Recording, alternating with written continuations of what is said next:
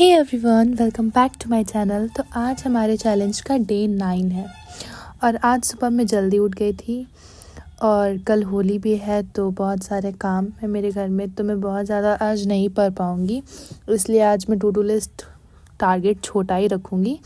तो आज मैं बस 2 से 3 टारगेट रखूँगी, वो भी ऐसा कि वो जल्दी कंप्लीट हो जाए, क्योंकि मुझे बहुत काम है एंड कल होली है। तो मैं थोड़ा बहुत पढ़ूँगी, मतलब कंसिस्टेंसी बनाए रखूँगी, लेकिन टारगेट कम रखूँगी।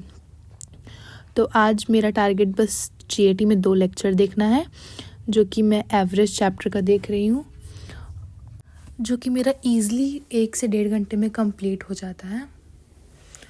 और उसके बाद आज वेदर बहुत अच्छा हो रहा था बाहर और बहुत अच्छी हवा चल रही थी।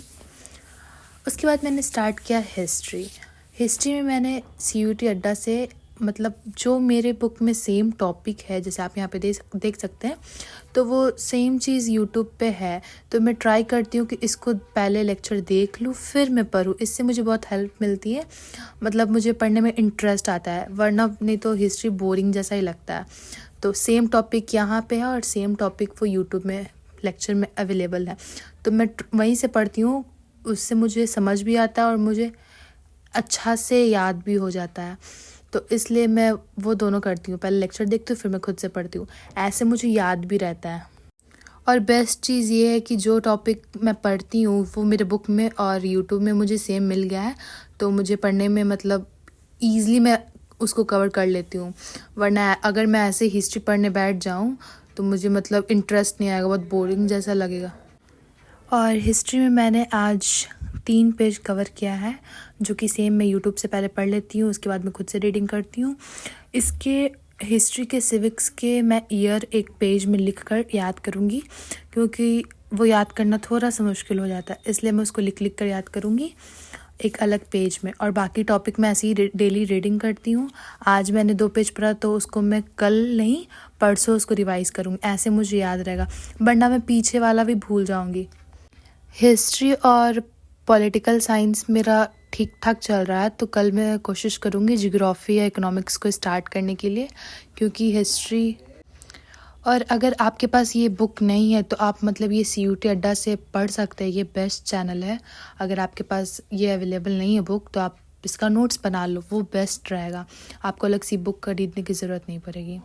उसके बाद मैंने बनाया आज फिर से बनाना सीख, और फिर मैं बैठ गई इंग्लिश का पैसेज सॉल्व करने, क्योंकि मैंने टारगेट किया था कि मैं डेली 2 पैसेज सॉल्व करूँगी। और आज मैंने पैसेज किया है तो कल मैं वो कैब वर्ड्स याद करूँगी, फिर मैं परसों पैसेज करूँगी, फिर ऐसे अल्टरनेट कर करके मैं इंग्लिश को कंप्लीट करने की कोशिश करूँगी। और इस बुक में मैंने मॉक टेस्ट 1 और 2 का पैसेज कंप्लीट कर लिया है, तो आज मॉक टेस्ट 3 की बारी है। तो ये 2024 का बुक है, तो इसमें 2-2, 3-3 पैसेज करके रहता है, और ये थोड़ा मतलब हमारे न्यू पैटर्न से मैच नहीं करता, लेकिन पैसेज सब सेम रहता है, तो मैं इसी से प्रैक्टिस करती हूँ। तो मॉक टेस्ट में 2 पैसेज था, एक स्टोरी वाला एक पोएम वाला, तो मैंने दोनों सॉल्व किया। इससे क्या है कि मुझे प्रैक्टिस होती है बनाने में, और मैं मतलब स्पीड के साथ उसको चाहती हूँ कि समझ लूँ, पढ़ लूँ, ताकि मेरा क्वेश्चन जल्दी सॉल्व हो, क्योंकि क्वेश्चन सॉल्व करना बहुत बड़ी बात नहीं है, उतने लिमिटेड टाइम में अगर आप वो क्वेश्चन सॉल्व कर पाते हो वो बेस्ट है। और फिर वोकैब में तो मैंने बस 200 से 300 वर्ड को ही टारगेट किया है, क्योंकि बहुत सारे वर्ड को याद करना पॉसिबल नहीं है, और फेस्टिवल के कारण मैं आज बहुत ज़्यादा कुछ नहीं पढ़ पाई।